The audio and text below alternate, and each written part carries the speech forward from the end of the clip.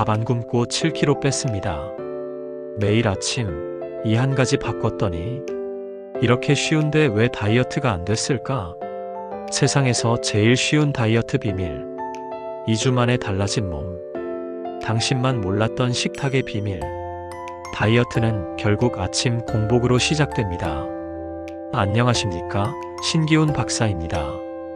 지금까지 제가 진료실에서 만나온 수많은 분들 중에 이런 이야기를 하신 분들이 참 많았습니다.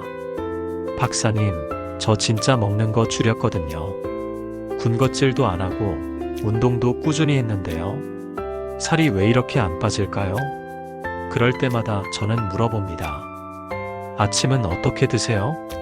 그러면 대부분 이렇게 말씀하시죠. 그냥 안 먹어요. 시간도 없고 배도 안 고프고요. 혹은 커피 한 잔 마셔요. 그게 다예요. 라고요. 이게 문제입니다. 대부분의 다이어트 실패는 아침 공복을 어떻게 시작했는지에 달려 있습니다. 공복이라는 건 단순히 배가 비었다는 상태가 아닙니다. 하룻밤 동안 우리 몸이 아무것도 받지 않은 채 그야말로 순수한 상태로 깨어나는 시간이에요. 이 시간에 무슨 신호를 주느냐에 따라 그날 하루 내내 몸의 에너지 사용 방향이 결정됩니다. 그런데 이 소중한 아침 시간을 그저 커피 한 잔으로 넘긴다거나 달달한 믹스커피나 주스로 시작하면 어떻게 될까요? 몸은 이렇게 판단합니다. 지금 당이 들어왔네. 당 떨어질 줄 알고 지방 태우려다 말아야겠다. 그리고 바로 지방을 저장 모드로 전환해버립니다. 여기서 결정됩니다. 지방을 태우느냐, 지방을 쌓느냐. 이건 단지 아침을 먹느냐 마느냐의 문제가 아닙니다. 어떻게 시작했느냐가 중요합니다. 무엇을 넣었느냐가, 그리고 넣지 않았느냐가 당신의 몸을 기름을 태우는 몸으로 만들 수도 있고 반대로 기름을 아끼는 몸으로 만들어버릴 수도 있는 겁니다. 그래서 저는 말합니다. 아침 공복은 그 자체로 하루 중 가장 강력한 다이어트 시간대입니다. 이 시간을 제대로 쓰지 못하면 하루 종일 칼로리를 줄이고 운동을 해도 몸은 자꾸만 살을 저장하려고 듭니다. 오늘 영상 끝까지 보십시오. 당신이 그동안 왜 살이 안 빠졌는지, 왜 같은 음식인데도 살이 찌는지 그 해답이 분명히 보이실 겁니다. 혹시 아직 구독 안 하셨다면 지금 구독 눌러주시고 좋아요와 알림 설정도 꼭 부탁드립니다. 이 작은 클릭 하나가 당신의 다이어트 성공에 큰 전환점이 될 수 있습니다. 왜 아침 공복이 지방을 가장 잘 태울 수 있는 시간인가? 사람의 몸은 시간에 따라 움직입니다. 그냥 피곤하면 자고 배고프면 먹는 그런 단순한 기계가 아닙니다.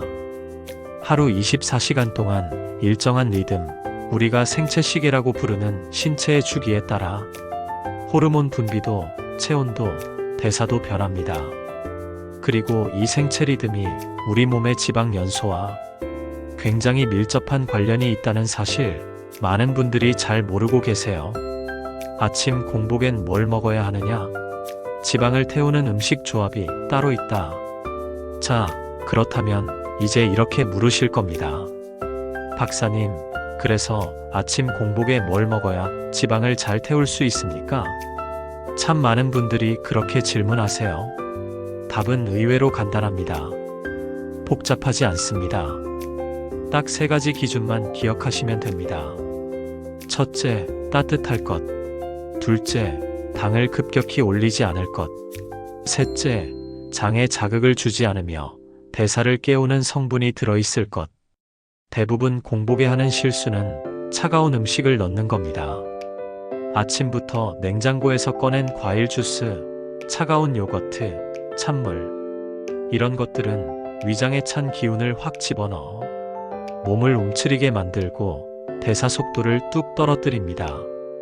특히 여성분들은 이때부터 손발이 차지고 하루 종일 붓고 피로가 더 쌓이게 되죠.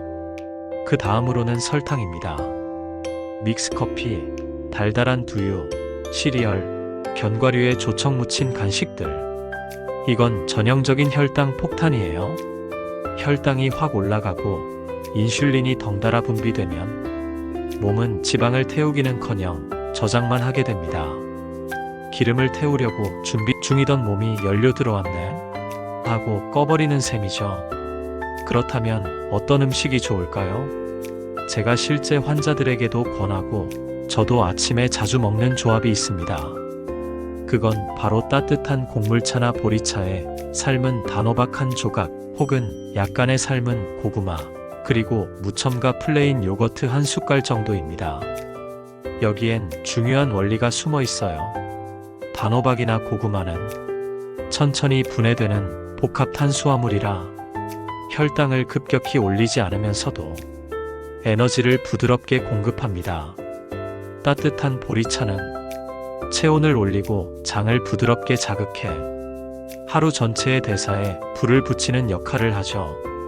여기에 플레인 요거트는 장을 깨워주고 소화효소 분비를 촉진합니다. 특히 장 건강이 다이어트와 직결된다는 건 이제 너무도 잘 알려진 사실입니다. 그런데 여기서 한 가지 더. 이 모든 걸 공복에 넣는 게 핵심입니다.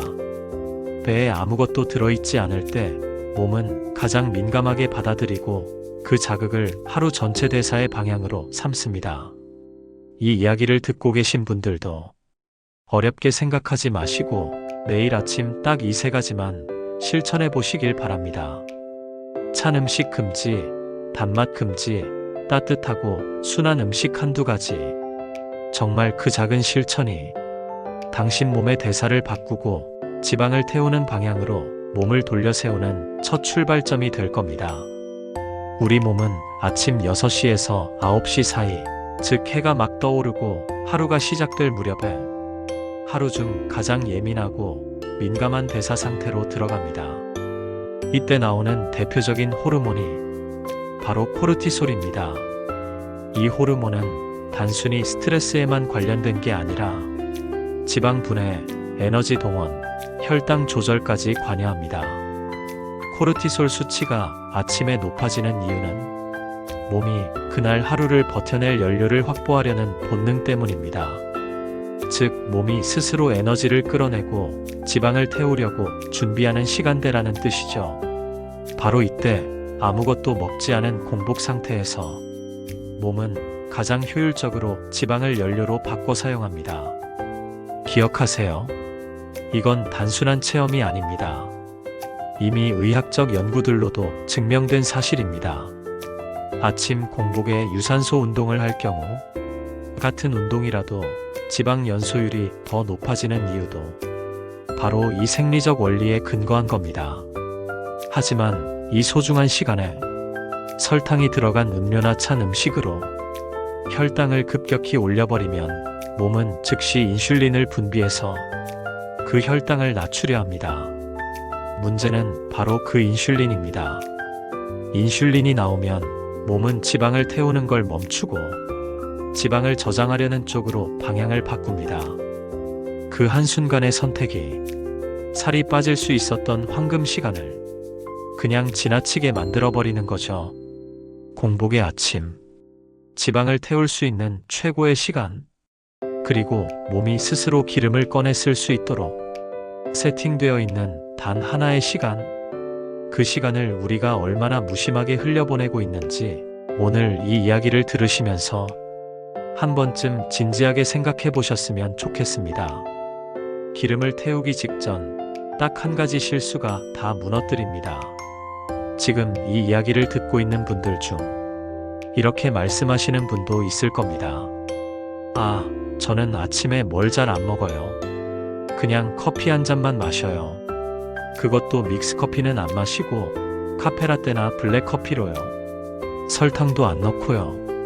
겉보기엔 굉장히 의식 있는 습관처럼 들리죠? 그런데 여기서 문제가 발생합니다.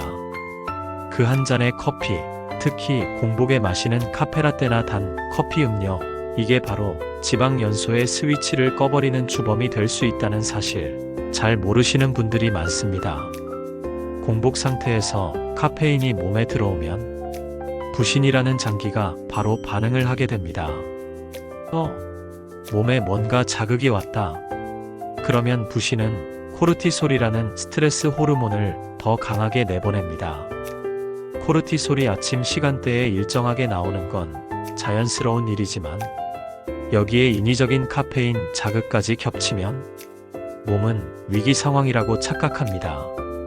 그래서 지방을 태우는 대신 그 에너지원을 아껴두려는 방향으로 몸의 대사 시스템이 바뀌게 됩니다.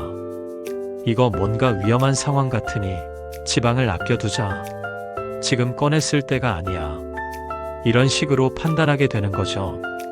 특히 카페라떼처럼 우유가 들어간 커피 혹은 시럽이 들어간 단커피는 그 자체로도 혈당을 약간이나마 자극합니다.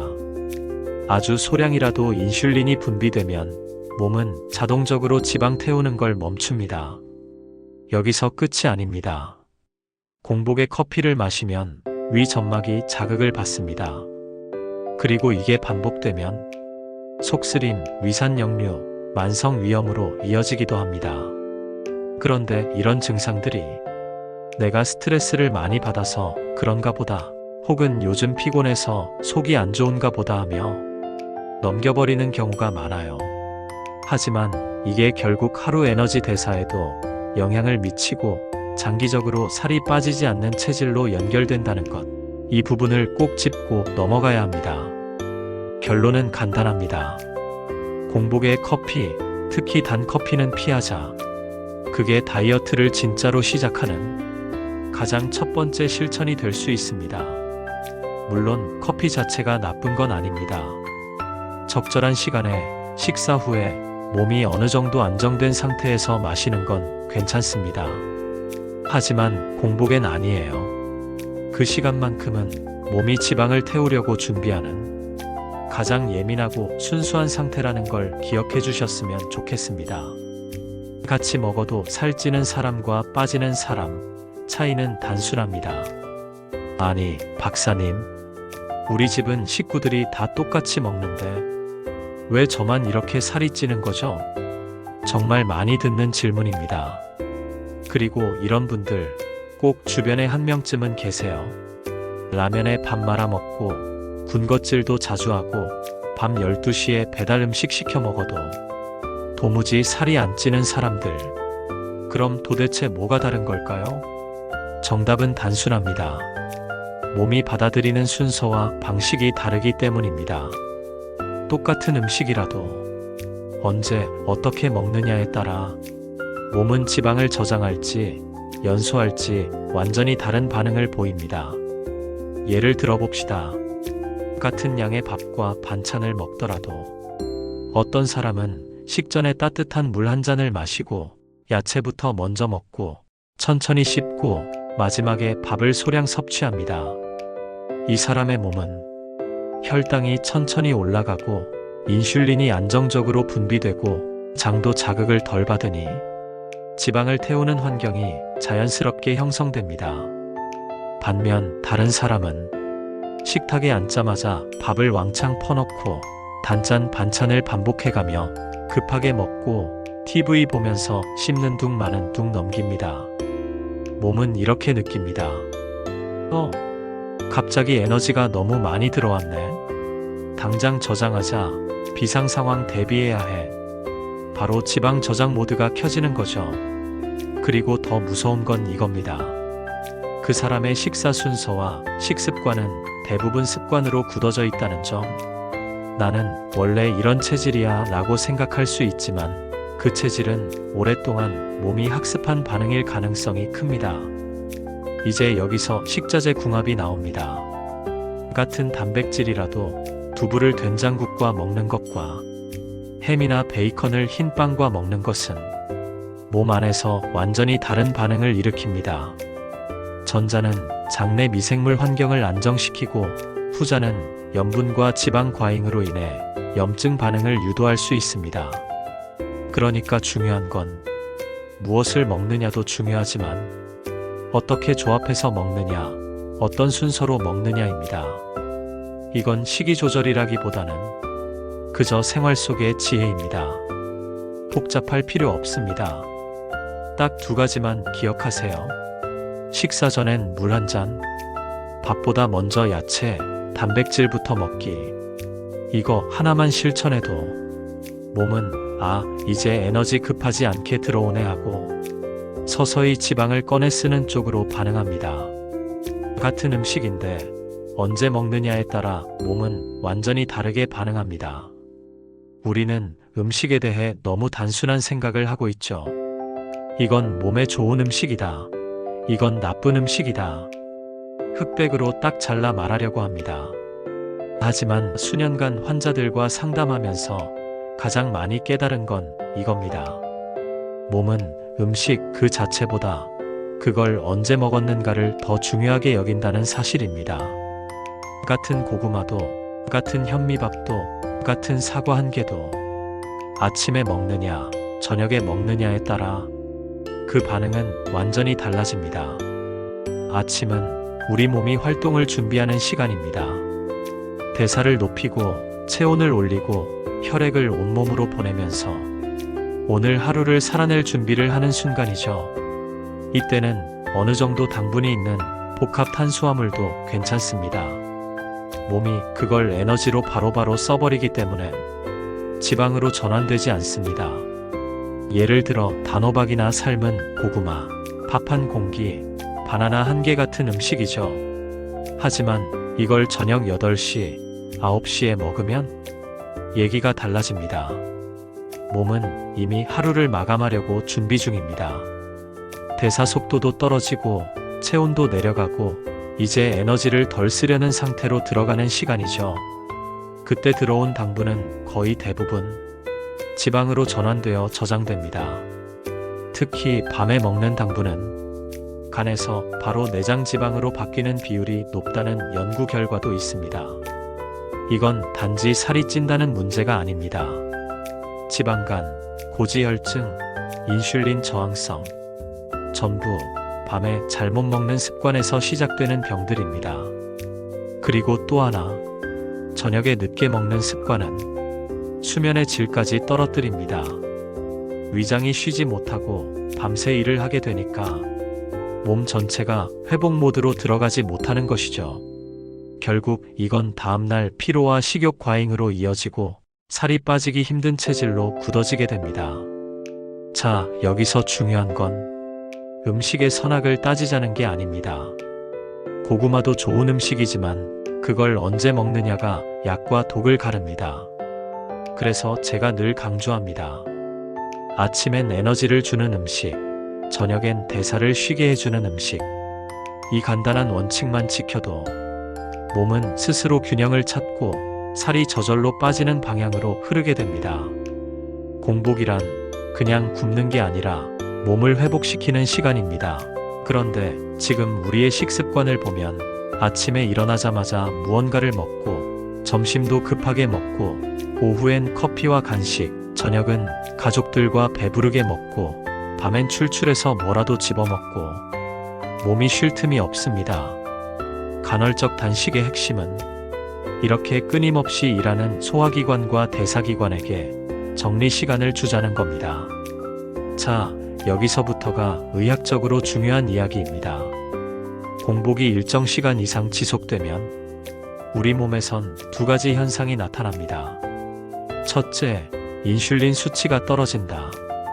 음식이 들어오지 않으면 당연히 혈당도 오르지 않죠. 그러면 인슐린 분비도 감소하고 몸은 지방을 꺼내 쓰는 쪽으로 방향을 전환하게 됩니다. 둘째, 자가포식, 오토파지라는 현상이 시작됩니다. 이건 우리 몸의 청소 시스템이라고 보시면 됩니다. 낡은 세포를 분해하고 불필요한 단백질을 제거하고 새로운 세포를 만들기 위한 준비를 하죠.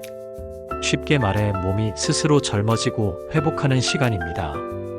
그런데 이 놀라운 자가포식은 식사를 멈추고 일정 시간이 지나야만 시작됩니다.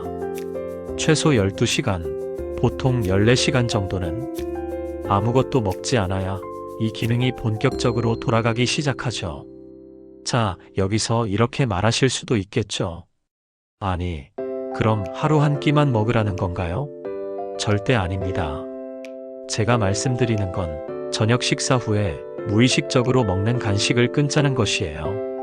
예를 들어 저녁 7시에 식사를 마쳤다면 그 이후로는 물만 마시고 다음날 아침 7시까지 공복을 유지하는 겁니다.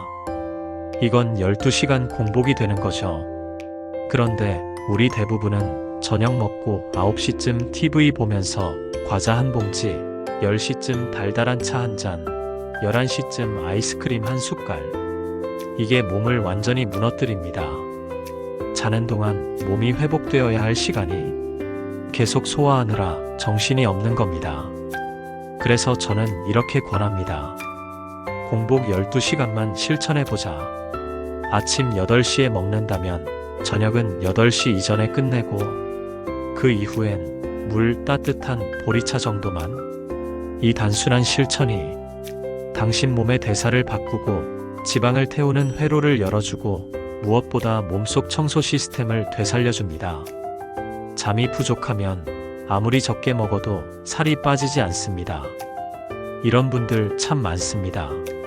아니, 나는 하루에 밥 2끼밖에 안 먹어요. 그것도 많이 안 먹어요. 근데 왜 살이 안 빠지죠? 정말 이해가 안 된다는 표정으로 말하시죠. 그런데 제가 꼭 여쭙는 게 있습니다. 요즘 잠은 잘 주무세요? 그러면 대부분 에이, 하루 4시간, 5시간 자요. 자주 깨고 깊이 못 자고 스트레스도 많고요. 이렇게 대답하십니다. 자, 여기서부터가 본질입니다. 우리가 음식을 먹고 소화하고 지방을 분해하는 모든 생리작용은 호르몬의 조율에 의해 결정됩니다. 그리고 그 호르몬의 주된 조절자가 바로 수면입니다. 잠을 잘 자야 우리 몸은 렙틴 포만감을 주는 호르몬을 충분히 분비하고 그렐린 식욕을 자극하는 호르몬은 줄어듭니다. 그런데 잠을 못 자면 이 균형이 완전히 깨집니다. 포만감은 줄고 식욕은 늘고 몸은 끊임없이 탄수화물을 원하게 됩니다. 그리고 더 중요한 게 있습니다. 수면 중에는 성장 호르몬이 분비됩니다. 나는 다 큰 성인인데 무슨 성장 호르몬이야? 이렇게 생각하실 수도 있는데 이 호르몬은 단순히 키를 키우는 게 아닙니다. 세포를 재생시키고 근육을 보존하며 지방을 태우는 대사를 활성화시키는 역할을 하죠. 그런데 이 성장 호르몬은 밤 11시에서 새벽 2시 사이 깊은 수면 상태일 때 가장 많이 분비됩니다. 이 시간에 깨어 있거나 얕은 잠을 자고 있다면 그 기능은 거의 일어나지 않게 되는 겁니다. 자, 그럼 어떤 일이 생기느냐? 잠은 부족하고 성장 호르몬은 안 나오고 스트레스 호르몬인 코르티솔만 계속 높게 유지되고 포만감은 줄고 식욕은 올라가고 인슐린 저항성이 높아지면서 결국 아무리 적게 먹어도 살은 안 빠지고 오히려 찌게 되는 몸이 만들어집니다. 이건 단순히 살이 찌는 걸 넘어서 당뇨, 고혈압, 고지혈증, 우울감까지 연결되는 복합적인 건강 위기로 이어질 수 있는 문제입니다. 그래서 저는 다이어트는 잘 자는 데서부터 시작된다고 말합니다. 특별한 약도 필요 없습니다. 기능성 음식도 괜찮지만 가장 중요한 건 수면 위생을 지키는 것입니다. 자기 전엔 스마트폰 멀리하고 등은 따뜻하게 하고 오후 늦게는 카페인을 끊고 잠들기 1시간 전엔 몸을 쉬게 해주는 습관. 이 단순한 실천들이 당신 몸의 지방 연소 회로를 조용히 그러나 분명하게 다시 열어줍니다. 독한 다이어트는 일시적인 착각이고 진짜는 습관입니다. 박사님, 제가 이번엔 독하게 한번 해보려고요. 하루 한 끼만 먹고 운동도 빡세게 돌리고 딱 한 달만 고생하면 7kg는 빼지 않을까요? 이렇게 말하시는 분들 정말 많습니다. 그 눈빛엔 간절함이 있고 그 말투엔 결의가 느껴집니다. 그런데 저는 항상 이렇게 대답합니다. 그래서 그 방법으로 지난번엔 얼마나 유지하셨어요? 그럼 고개를 숙입니다. 2달 정도요. 근데 어느 순간 너무 힘들어져서 다시 먹게 되더라고요. 이게 바로 대부분의 사람들이 빠지는 다이어트의 함정입니다. 체중을 줄이는 건 어렵지 않습니다. 문제는 그걸 유지하는 것입니다. 그리고 그 유지라는 건 절대 독한 의지로만 되는 일이 아닙니다. 몸은 살을 빼는 것보다 살을 다시 찌우는데 훨씬 능숙합니다. 왜냐하면 인류는 수천 년 동안 굶주림의 위기 속에서 살아남아야 했기 때문입니다. 몸의 본능은 이렇습니다. 지금 내가 살을 뺐다고? 그럼 내가 다음에 다시 찔 수 있도록 대사를 낮추고 식욕을 끌어올릴게. 이게 바로 요요 현상의 과학적 원리입니다. 독하게 하면 할수록 몸은 더 빠르게 반응합니다. 더 낮은 에너지로 버티고 더 강하게 식욕을 당기고 더 쉽게 살을 다시 찌우죠. 그래서 우리가 선택해야 할 길은 몸이 받아들일 수 있는 속도와 방식으로 변화를 만들어가는 겁니다. 아침 공복을 활용해서 식사 순서를 바꿔서 식자재 궁합을 지켜서 수면을 회복시켜서 공복 시간을 확보해주고 가장 중요한 건 이걸 반복 가능한 리듬으로 만드는 겁니다. 매일 아침 같은 시간에 일어나서 같은 시간에 밥을 먹고 저녁 7시 이후엔 물만 마시고 잠자기 전엔 조명을 낮추고 이걸 매일 반복할 수 있다면 몸은 아, 이제 이렇게 살아도 되겠구나 하고 반응을 바꿔줍니다. 이 리듬이 쌓이면 더 이상 다이어트가 작전이 아니라 생활이 됩니다. 바로 여기가 다이어트가 끝나는 시점, 몸이 스스로 지방을 관리하는 시점, 즉 체질이 바뀌는 순간입니다. 당신의 체중은 냉장고 안에 있고 식탁 위에 있습니다. 우리는 살을 빼겠다고 하면 일단 인터넷에서 다이어트 식단표를 검색합니다. 닭가슴살, 고구마, 계란 흰자, 오트밀. 이름만 들어도 입맛이 확 떨어지죠. 그걸 인쇄해서 냉장고에 붙여놓고 억지로 그 음식만 먹기 시작합니다. 근데 문제는 뭔지 아세요? 그 식단은 당신의 인생에 맞춰져 있지 않다는 겁니다. 당신의 직장 일정, 가족 식사 시간, 아이의 입맛, 당신의 체질과 기호, 이 모든 걸 무시하고 표에만 맞추려고 하니 당연히 2주도 안 돼서 무너지는 거예요. 그런데요, 우리가 진짜 봐야 할 건 종이 위의 식단표가 아니라 지금 이 순간 당신 집 식탁 위의 음식입니다. 무엇을 먹느냐보다 어떻게 먹느냐, 어떤 순서로 먹느냐, 어떤 시간에 먹느냐, 그 음식들이 서로 어떤 궁합을 이루느냐, 이게 더 중요합니다. 예를 들어보죠. 아침에 일어나서 흰 식빵에 잼 바르고 커피 한 잔. 이건 혈당을 확 올리고 곧바로 인슐린이 치솟아 몸은 그걸 지방으로 저장하려고 들 겁니다. 하지만 같은 아침이라도 따뜻한 미역국 한 그릇에 밥은 반 공기, 삶은 달걀 하나, 그 다음 제철 과일 조금만 먹는다면 혈당은 서서히 오르고 포만감은 오래가고 몸은 그걸 천천히 에너지로 사용하게 됩니다. 중요한 건 당신이 오늘 당장 실천할 수 있는 식사입니다. 비싼 보조제도 아니고 유행하는 단백질 음료도 아니고 당신의 냉장고 안에 있는 현실적인 식재료들, 그걸 제대로 조합하고 제대로 시간에 맞춰 먹는 것, 그게 바로 세상에서 가장 쉬운 다이어트입니다. 그리고 그 중심엔 늘 그렇듯 엄마가 만든 집밥이 있습니다. 그 집밥이야말로 우리 몸이 가장 잘 알고 가장 쉽게 받아들이며 가장 천천히 살을 빼게 해주는 방식입니다. 그래서 저는 이렇게 말하고 싶습니다. 다이어트는 고통이 아니라 선택입니다. 억지로 굶는 게 아니라 식탁을 다시 보는 겁니다. 당신의 체중은 숫자가 아닙니다. 습관입니다. 리듬입니다. 식사 순서입니다. 그리고 당신의 식탁 위에 있는 진짜 음식입니다.